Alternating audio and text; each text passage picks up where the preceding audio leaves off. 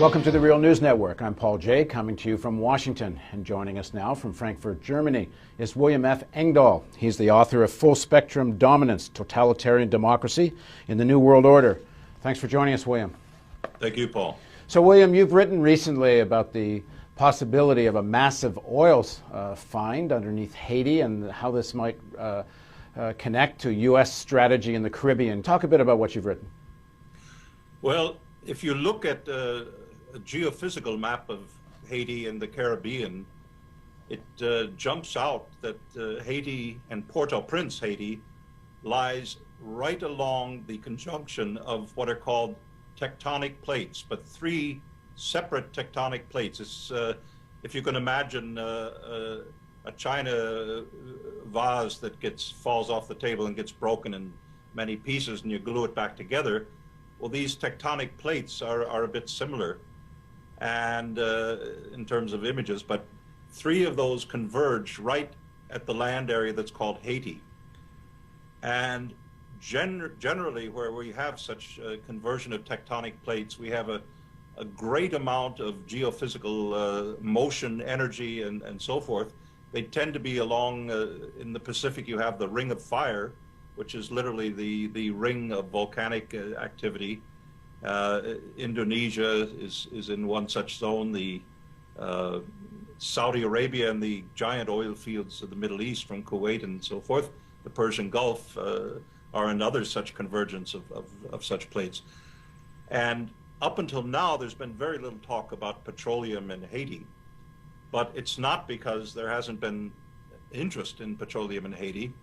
My take on it is that there are, according to geophysicists knowledgeable about the geophysics of the Caribbean basin, you probably have large multinational oil companies, U.S., British oil companies, and their allies, who are aware that with a little bit of exploration onshore and offshore, that there are probably enormous oil finds. And you just had 2 years ago offshore Cuba, just north of Haiti, a giant, supergiant actually, oil discovery with several billion barrels of believed reserves of oil there that the Russians are helping the Cubans to exploit. So it stands to reason that the same geological fault line of these tectonic plates, the Caribbean plate, the North American plate, and the South American plate, they all converge north of Venezuela and in the area that's called Haiti. That also makes Haiti ripe for other unusual minerals such as uranium, gold, and so forth. And I my own sense from talking with geophysicists on this whole Haiti question is that Haiti is probably one of the undeveloped treasures of mineral wealth on the planet. Now, why do you think it's been so undeveloped for so long? Because there's been some suggestions of oil and perhaps other minerals, if I understand correctly, even as far back as the 1970s. Mm. Well, I think for the following reason.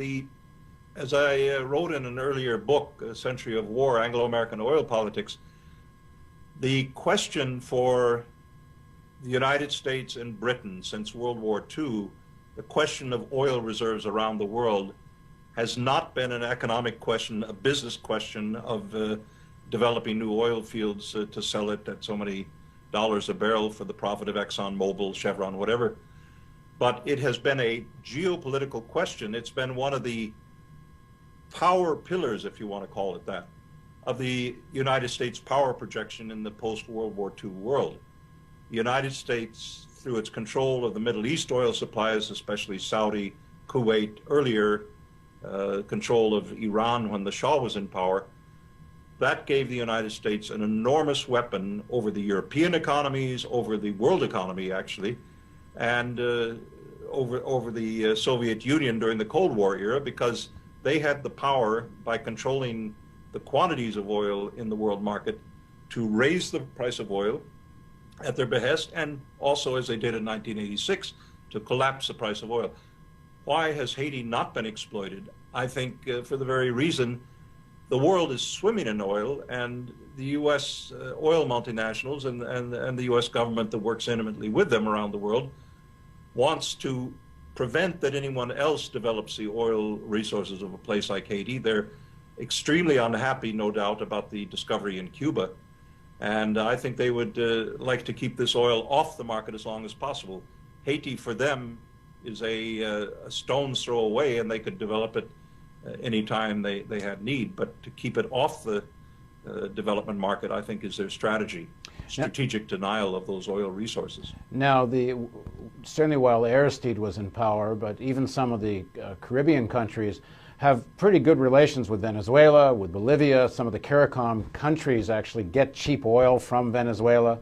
So in terms of the geopolitics of the region, what would the significance be of Haitian oil, and how would that affect U.S. strategy in the region? Well, I think the answer to that depends on who's controlling the government of Haiti.